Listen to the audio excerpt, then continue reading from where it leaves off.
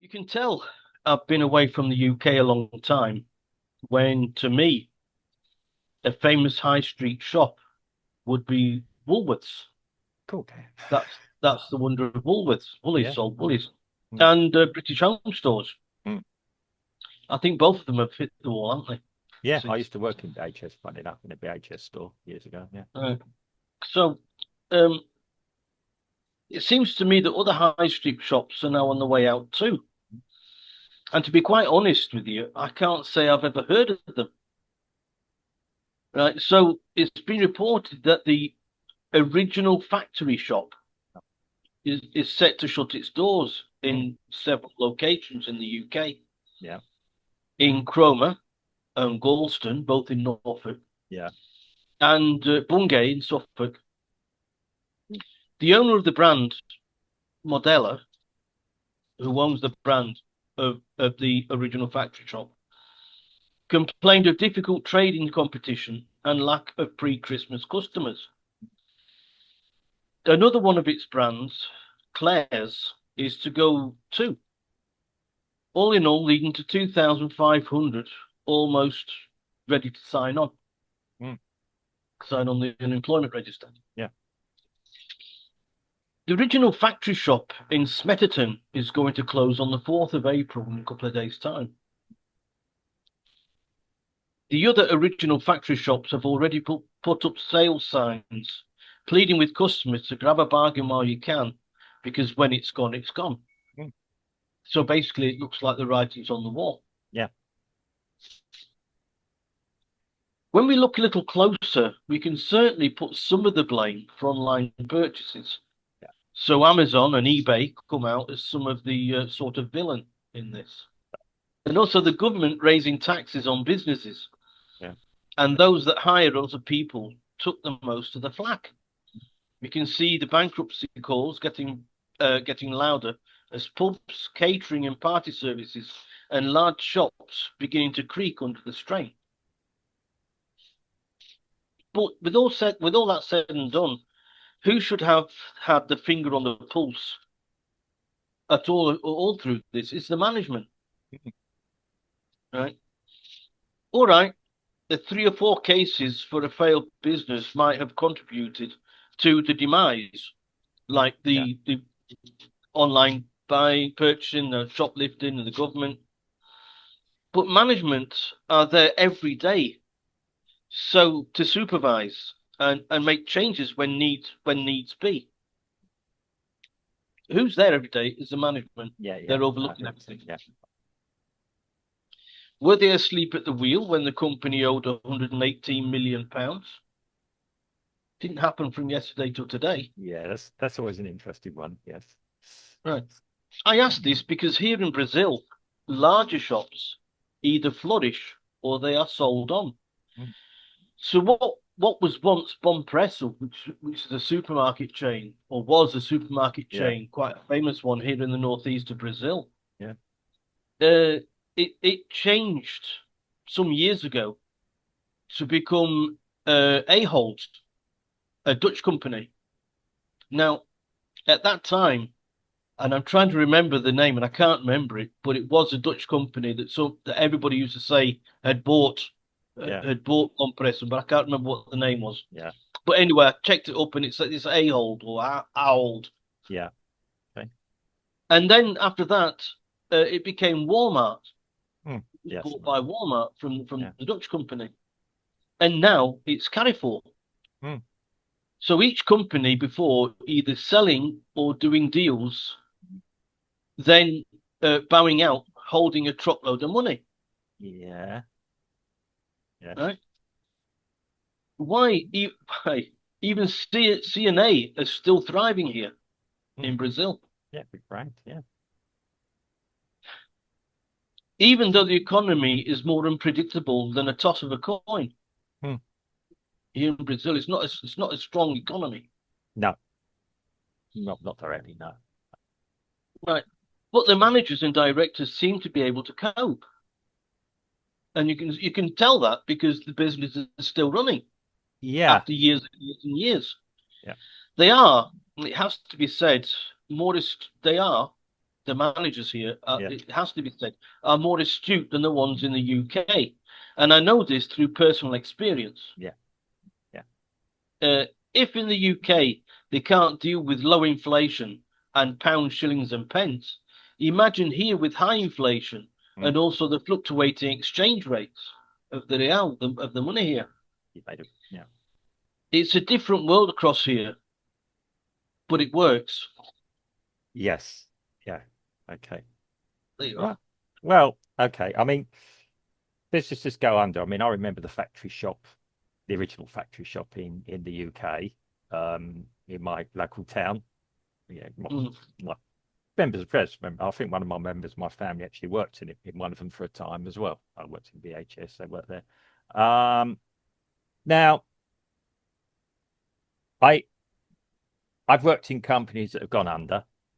Not personally, not responsible, I may add, yeah, but a few too many to remember on occasions.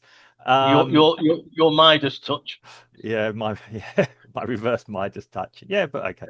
Um, yeah, I mean the big problem is, yes, how do you make something recession proof? It's almost impossible.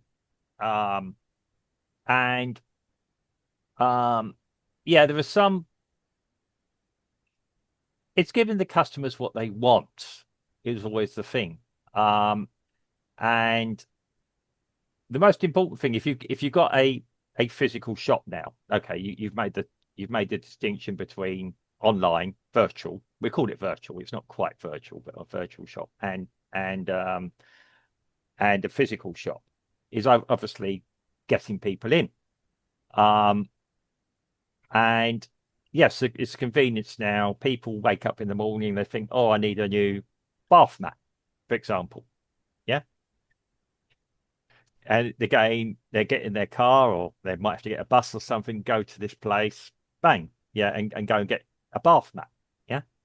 And so not only have they got to pay for the bath mat, they've also got to pay for the the transportation there. Yeah. If they're driving, parking, yeah. And also other things, yeah. If you go through Amazon and all that, they have delivery runs with their drivers, be that contract or their own drivers. Yeah. And yeah, they'll charge you probably less to deliver than you would otherwise spend. Because don't remember when you go into town sometimes, then on top of it, you might buy a cup of coffee or you might buy a cake. And yeah, I think that would be right, Mark, if you were only after one thing in particular. yeah.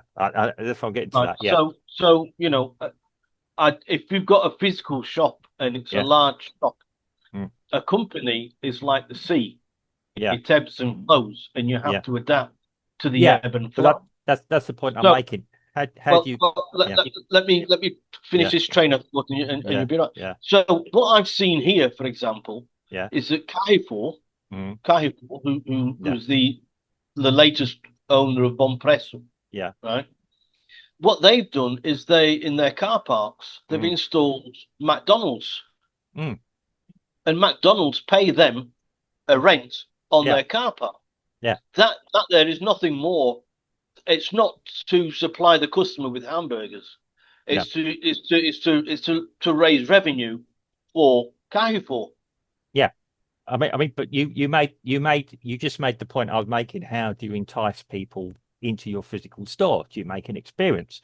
I'm going to give you an example. IKEA. Yeah, IKEA is like a theme park for shopping. Yeah. You go in there, you're shepherded around all their products. At the end of it, they have a nice restaurant that they deliberately blow out the smell for and everything else, yeah, sure. and the products and everything. I can't remember if you buy your purchases first or you go through it, but yeah, the whole thing is an experience. You spend a long time there, and when you're in there, you might only go in there for a wardrobe, for example, and you like to look at. I mean, buying online is one thing. We've all bought things online. We got the delivery, and it's not what we want. Yeah, we're stuck with it, really. Yeah. At least if you go into a physical, okay, any brand, but I'm using IKEA because the whole marketing is brilliant. You go there, you can open and shut the doors, you got the family with you, the kids doing something else. But their marketing is okay. They have cheaper furniture than a lot. You self-assemble it, or you can pay somebody. There's people now in the UK who've set themselves up as what we call here fast toodles who come and assemble it for you. Yeah, Yep. I mean I've managed to assemble this stuff myself, but um, um, and yeah, the marketing that they shepherd you around, but they also have little extra trays where something's £3 or £5, £2, £1.50. Yep. Yep. And they might make very little on the actual wardrobe itself. Yeah, but these things are mass produced. I mean, it's still rubbish, really. No disrespect to IKEA, but yeah, it's not buying, going to a special. I'm smelling a certain amount of disrespect there, but go on, carry on. Yeah, well, it in all terms, yeah, they got the CNC machines, bang, bang, bang, bang, bang, bang, bang, yeah. Yep. Yeah, it's not Wedgwood, for example. Is it Wedgwood with the No, furniture? Yeah, yeah. Wedgwood's pottery, but don't But worry. yeah, yeah, I can't remember. Yeah, sorry, people. Yeah, I can picture the type of chairs. I just can't remember the famous guy's name. But yeah, and yeah, so you go in and then you fill your basket up with, like I say, the bath mat you didn't know you really needed, the drape you didn't really know, the throw you really didn't think you needed. Yeah. Um, and they're nice looking things. I mean, it's not rubbish, but it's not top notch. Yeah, you're not going to Harrods to buy it. Chippendale. That's what I was thinking of. Chippendale furniture. Yeah, it's not Chippendale, for example, the chairs and things. And yeah, and then on the way out, you go to the restaurant. The kids all like the meatballs, and then the dessert as well, the ice cream or whatever else, nice dessert. So you probably go out to buy a wardrobe for, I don't know, 150 or £99, for example. You end up spending another 70, £80 on extras. Yeah. Yeah, yeah. That's brilliant marketing. And you're stuck there as well. Yeah, and you're stuck there. And it's So if it works for IKEA, why can't it work for the rest? well, I mean, it's again a setup. I mean, it's enticing people in as well. I mean, you use Woolworths for an example. When Woolworths closed, everyone said, "Well, that's a shame." Whoa, was a bit of my childhood gone there. Oh yeah, well, and somebody said, "Well, when was the last time you went into Woolworths?" And everybody had to admit it was years ago. That's why it closed. And you need to ask yourself why. Because they got their market. Nobody quite knew, even Woolworths, what Woolworths was. It was, and there you are. That's yeah, my whole point. That is my yeah, whole point. That if the management aren't prepared to be flexible and to change and to go move with the times, they can only expect to be left on the shelf. yeah. I mean, there's lots of these new similar things to the factory shop that started and failed as well. They have cheaper brands. I mean, what you got to make the distinction of when we're talking about Carrefour, which is a supermarket chain in effect, a hypermarket. Yeah, you're going there for a particular reason to buy food. Yeah, of course, and that's it. So they're always going to have it there, and they're in competition. We got 3 or 4 big brands in the northeast. Yeah, yeah. We went to one the other day, and it was expensive. We went to one. My wife said never again. We went to another one. Yeah, a month later, and it was a bit cheaper. But Mark, even Carrefour yeah, is starting to put furniture on the showroom floors. Yeah, but to compete with furniture shops. Yeah, and they're selling. It's not only food. Yeah, I mean, also the model suddenly became instead of high street, people going to the shopping malls. We call them malls here. Yes, and that's right. Yeah. That's the other thing. The convenience, and even in the UK, people will drive 40 kilometers to go to a shopping mall instead of 10 kilometers or 14 kilometers to go to their local high street. Which is strange. I don't like shopping malls. Yeah, well, I've got one. For those people who prefer convenience, yeah, instead of price, I think it was Spar in the UK that started to put little local spas around. Yeah, little like corner shop spas. Yeah, a little bit like those shops you get on petrol stations. Yeah, yeah. On more for the convenient, perhaps single person to pop in there, get the frozen ready dinner, and Well, then yeah. take them home. Well, they adapted. You got Tesco Metro and No, Sainsbury's Local. you've just hit the Yeah. nail on the head there. Yeah. They adapted. Well, yes. I mean, even that's marketing. Yeah. I mean, in some cases they took over like a spa or something like that. In other cases, it was a new build on a new estate or something. They got in there. But I mean, even then, you've got to do your business modeling right. So, okay, you can open up a local place. If you're the only store in the village, local convenience store in the village, you're going to win up. Yeah. Yep. If you've got two or three competitions, you've got still got the rent, you've got the rates, and I'll get into this in a minute with local authorities putting rates up, landlords putting rates up on empty properties and everything else. And yeah, I mean, and when we're talking high streets, I'm jumping forward a bit. My former local city in the UK, the council are trying to address this. I'm not saying it's the current one's administration's fault. This has been going on for years. They kicked the can down the road with it. But I'm not saying it's necessarily their fault. If you go to where I come from, if you want a cup of coffee, great. The local high street, yeah. If you want a sandwich, great, yeah. If you want a mobile phone case, great. If you want a vape, whatever it is, the tobacco vape places, great, yeah. If you want to have your mobile phone repaired, and sometimes they're separate from these mobile phone shops, great. A few of those properties have got some very, very suspicious business models behind them. But I'm not going to get into that here because I don't want to be held up for. I'm not sure the full details, but yeah, I've heard about this. It's been said by politicians in the UK, so yeah, I think I'm on reasonably safe ground. But there's nothing in the high street that would interest me anymore. Why would I go there?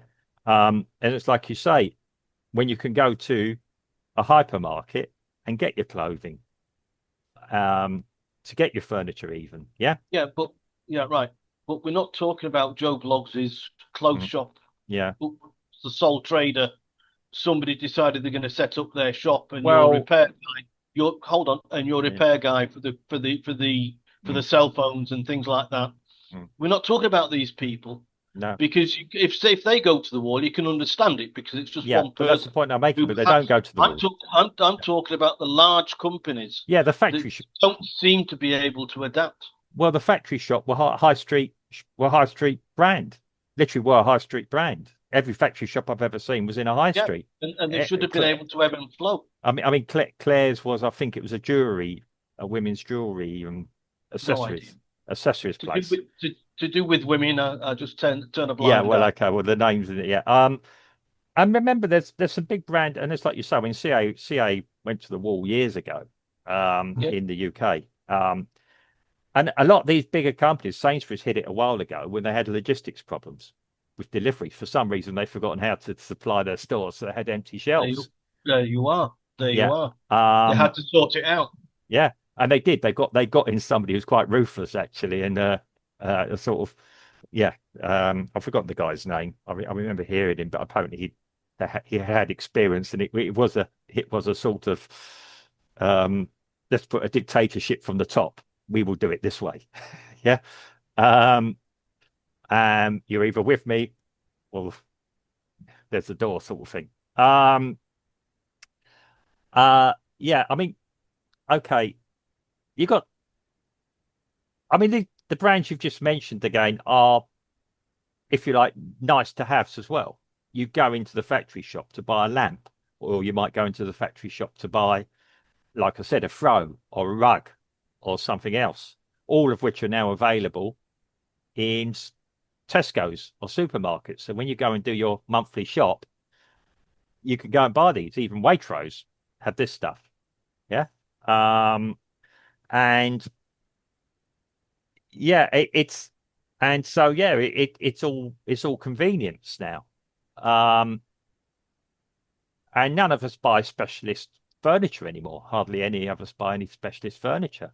I mean, you buy a desk. It's like you say, it's the IKEA. You might even buy it online, not necessarily IKEA online. You might buy a desk on I just need something for the back of my room for my home office. Yeah.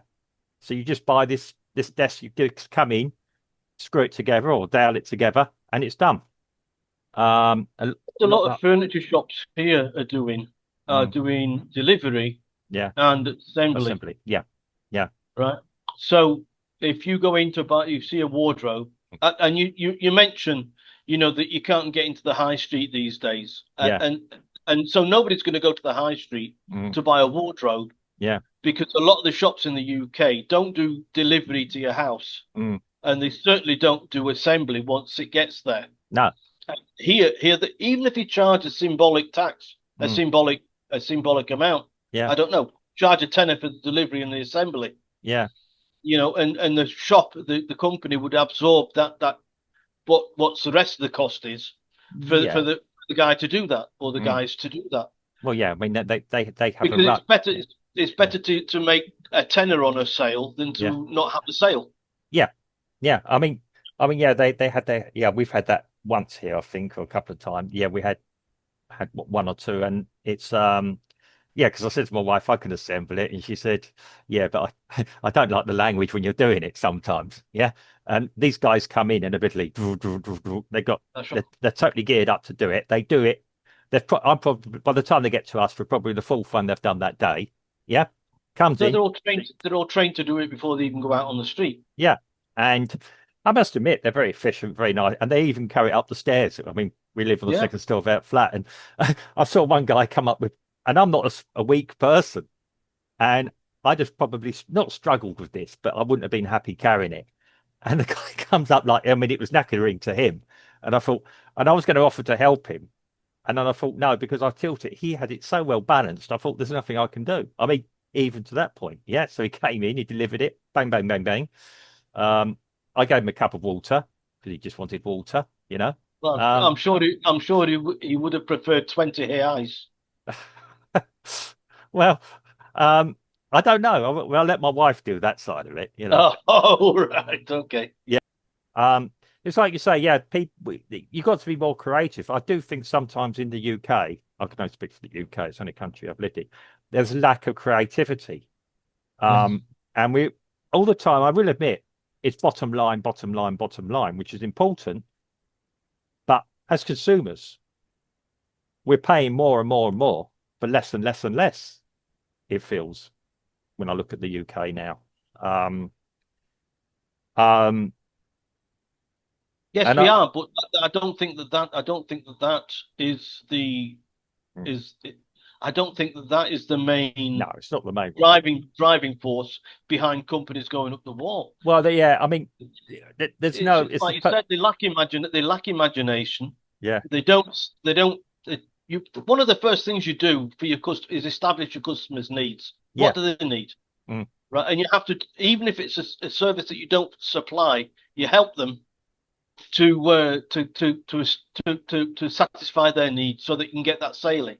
well, And but it looks like the companies don't seem to want to do that these days. yeah, and the other big problem is also, and I will put this directly at the present administration's door. Um, the corporate tax or the amount of tax private businesses are paying now. It's crippling. Disregards what they do and don't. They can't predict that. So, um, on the one Oh, they hand, can. Oh, they can. Of course they can. I Of disagree course they there. can. I disagree there because they have a finite um, wiggle room with their how much their sales are. Now, if you've got a government that is hell bent on destroying private business, entrepreneurship, and the current administration is, the Tories were bad enough, but this current administration is hammering businesses. Corporations can probably swallow it a little bit. There'll come a point where they might just say enough is enough. We're not doing any more business in the UK if they're from overseas. And Uh, what do the corporations do? well, they come in and buy things up and then probably don't pay much tax. But yeah, They simply go overseas. So yeah.